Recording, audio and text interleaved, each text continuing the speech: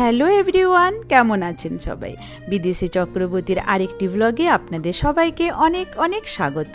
আজকে হচ্ছে বুধবার, এখন সন্ধেবেলা। আমি এখন থেকেই আমার ব্লগটি শুরু করছি। তো চলুন রান্নাঘরে যাওয়া যাক। তো রান্নাঘরে চলে এসেছি। এসে আমি আজকে এখন বানাবো আমার শ্বশুর বাড়ির একটি বিখ্যাত রেসিপি এই ঠান্ডার দিনের। মানে যখনই ফুলকপি ওঠা শুরু হয় ঠান্ডার দিনে, আমার শ্বশুর বাড়িতে এই রান্নাটা তো মানে হবেই আর কি, কিছু না হলেও সপ্তাহে দুবার হবেই এই রান্না। তো এটার নাম হচ্ছে ফুলকপির বাটি বসা। তো এই বাটি বসার জন্যে সেরকম কিচ্ছু লাগে না, খুব অল্প উপকরণ দিয়ে এই বাটি বসাটা হয়। তো দেখুন, এই যে ফুলকপি আর আলুগুলোকে আমি ছোট ছোট করে কেটে নিয়েছি। আর এখন তো মটরশুঁটির সিজন, তাই অনেকটা মটরশুঁটি দিয়ে দিয়েছি গোটা কয়েকটা কাঁচা লঙ্কা, আর দিয়ে দিলাম পরিমাণ মতো নুন। আর এরপর দিয়ে দিচ্ছি হলুদ। আর এই রান্নাটা শুধু কিন্তু নুন, হলুদ আর সর্ষের তেলই লাগে, এর থেকে বেশি কিছু লাগে না। আর একটু দিয়ে দিলাম চিনি, স্বাদটা ব্যালেন্স করার জন্য। এরপর দিয়ে দেবো বেশ অনেকটা পরিমাণ সর্ষের তেল, এটাতে সর্ষের তেলটা লাগবেই। আর এটার মেন কাজ হচ্ছে এটাকে খুব ভালো করে সর্ষের তেল আর নুন হলুদটাকে মাখতে হবে ফুলকপি আলুটার মধ্যে। মানে এত ভালোভাবে ঘষে ঘষে ঘষে ঘষে তেল মাখার মতো এটাকে মাখতে হবে। যেমন বাচ্চাকে তেল মাখানো হয়, সেই রকমভাবে ফুলকপি আলুগুলোর মধ্যে ওই তেল আর নুন হলুদটাকে মাখাতে হবে। তো দেখুন, আমি খুব সুন্দর চটকে চটকে মেখে নিচ্ছি। আর তখনকার দিনে জানেন তো, আমার শাশুড়ি মা বলেছেন যে তখন ওনাদের কি হতো, উনুনে রান্না হতো, তো যেই রান্না মানে দিনের রান্না কমপ্লিট হয়ে যেত, তখনই এই বাটি বসাটা কেটে আর ওই উনুনে যখন কম আঁচটা হয়ে যেত, তখন এই বাটি বসাটা বসিয়ে রেখে দিত। বলতো এই বাটি বসাটা প্রায় 2-3 ঘন্টা হতো, মানে হতে লাগতো আর কি, মানে 2-3 ঘন্টা আস্তে আস্তে আস্তে আস্তে এটা হতো। কিন্তু আমাদের গ্যাসে তো আর সেটা সম্ভব না, তো তাই আমরা গ্যাসে খুব বেশি লাগবে না, ওই 40-45 মিনিট লাগবে। একদম গ্যাসের আঁচটা সিম করে তারপরে এটাকে বসিয়ে দিতে হবে। তো দেখুন, আরেকটু ফুলকপি ছিল, ওটাকেও আমি দিয়ে দিলাম, দিয়ে বেশ ভালো করে মেখে নিলাম। আর দিয়ে দিচ্ছি ভালো করে জলটা কিন্তু অনেকটা দিতে হবে। আর এটা একদম মানে কম আঁচে হবে, তাই জলটাতে আস্তে আস্তে আস্তে আস্তে ফুটে ফুটে ফুটে ফুটে এটা হবে। আর এটার স্বাদ কিন্তু দুর্দান্ত হয়, মানে একবার বানিয়ে দেখলে বুঝতে পারবেন যে শুধু নুন, হলুদ আর সর্ষের তেল দিয়ে এত সুন্দর একটা রেসিপি হয়। তো দেখুন, আমি বসিয়ে দিয়েছি আর গ্যাসের আঁচটা একদম কম করে দিয়েছি। আর এটা এখন হতে থাকুক। আর এটা যখন একদম মানে লাগা লাগা হয়ে যাবে, তখন আমি এর মধ্যে আরেকটু সর্ষের তেল অ্যাড করব। তো দেখুন, আমি ধনে পাতাটা দিতে ভুলে গেছিলাম, আমার কাছে খুব একটা ধনে পাতা ছিল না, তাই যতটুকু ছিল সেইটুকুই দিয়েছি।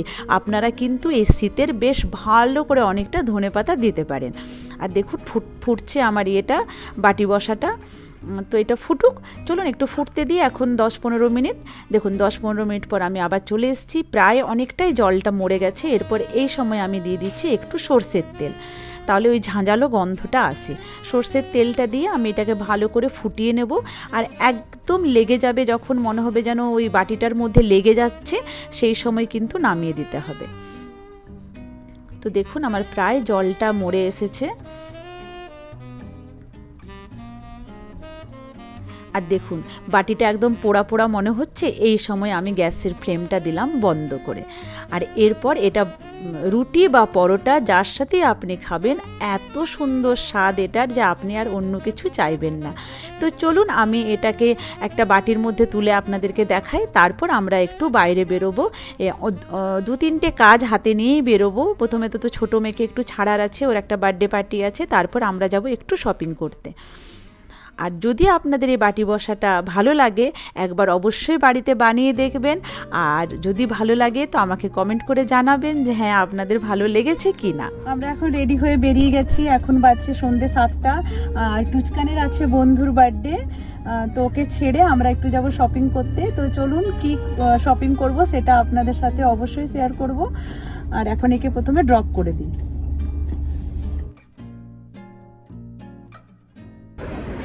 তো আমি আর টাবু চলে এসেছি এখানে মার্কেটে, এটা আমাদের একদম বাড়ির সামনেই মার্কেটটা। তো যাচ্ছি এখন একটা ওভেন কিনতে, দেখা যাক কীরকম ওভেন পাই।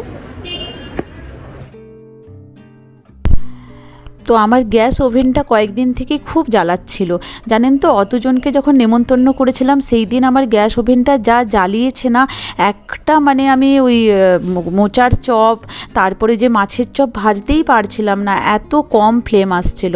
তো তাই একটা ওভেন নিতে এসেছি। তো ওভেন এখানে দেখলাম, তারপর মনে হলো যে আরেকটা দোকান ঘুরে দেখে আসি, তারপর যদি না পাই সেখানে তো অন্য জায়গায় মানে ওখানেই নেব। তো দেখুন এটা আরেকটা অন্য দোকানে আমরা চলে এসেছি। তো এখানে দেখলাম যে এই রকমেরই ওভেন আছে আর অন্য কোনো মডেল নেই। তো এটা আমার খুব একটা ভালো লাগছে না, তো তাই আবার আমরা ফিরে যেখানে গেছিলাম সেই দোকানেই যাব।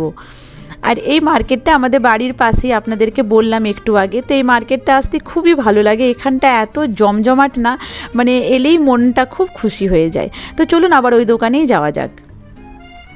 তো দেখুন ওখানে চলে এসেছি। তো এই ব্লু কালারেরটা আমার নেওয়ার ইচ্ছে ছিল, কিন্তু দেখলাম যে বার্নারগুলো খুবই পাশাপাশি, মানে আপনি যদি একটা বড় বাসন চাপান তো আরেকটা মানে চারটে তো ইউজ হবেই না, দুটোও আপনি ইউজ করতে পারবেন না বড় বাসন থাকলে। তো এটা আমি নিলাম, এটাই বেশ ভালো লাগলো। প্রথমের গ্যাসটাও আমার এরকমই ছিল, তো এটাই আমার ভালো লাগলো। দেখলাম যে এটার ফ্লেমগুলো বেশ ভালো বলছে, তো এটাই নিয়ে যাই।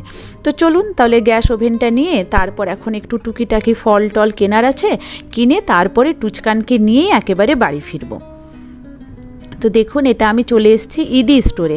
এই ইদিটা হচ্ছে একটা ইন্ডিয়ান স্টোর, যেখানে আপনি সব কিছু পাবেন, মানে এমন কোনো জিনিস মানে ইন্ডিয়ান জিনিস যেটা নেই যেটা আপনি পাবেন না। দেখছেন আতাগুলো কি বড় বড়, আর পেয়ারাগুলো সেরকম মানে মিষ্টি আর সেরকম ভালো। আমি আতা পেয়ারা সব নিয়ে এসেছি। আর দেখুন ডালিমগুলো খুব মানে এখানে বললাম তো ইন্ডিয়ান জিনিস এত ভালো পাওয়া যায়, আর শাক সবজিটা খুব ভালো পাওয়া যায়। আর এই ফলটাকে আপনারা কি বলেন আমি জানি না, তো আমরা ছোটোবেলাতে পানি ফল বলতাম। আর দেখুন কত তাজা তাজা সবজি, এখানে সব সবজি পাওয়া যায়, পটলও পাওয়া যায়। পটলটা আমার খুব প্রিয়, সবসময় পাওয়া যায় না, তাই এখানে দেখলাম তো আপনাদেরকেও একটু দেখালাম। আর দেখুন বড়ি পাওয়া যায় এখানে, যেটা অন্য কোনো স্টোরে পাওয়া যায় না, কিন্তু এখান থেকেই বড়ি নিয়ে যেতে। আর বিভিন্ন ধরনের বড়ি আছে, তা আমি বড়িও নিয়ে নিলাম যেহেতু আমার বড়িটা শেষ হয়ে গেছিলো। তো চলুন এরপর আমার সব নেওয়া হয়ে গেছে, এরপর টুচকানকে নিয়ে বাড়ির দিকে রওনা দেব। তো দেখুন আমি টুচকানকে নিয়ে নিয়েছি, এরপর আমরা বাড়ির দিকে রওনা দিয়েছি। তো বাড়িতে তো ওই বাটি বসা বানিয়ে এসেছি, রুটি ছিলই।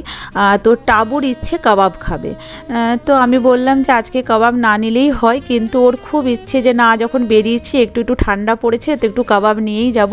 আর এখানে তো জানিনি গালফে কাবাবটা খুবই ভালো করে, তো তাই এখানে একটা ওয়াইদ কাবাব বলে একটা দোকান আছে, সেখান থেকে কাবাব কিনে তারপর আমরা বাড়ি যাব।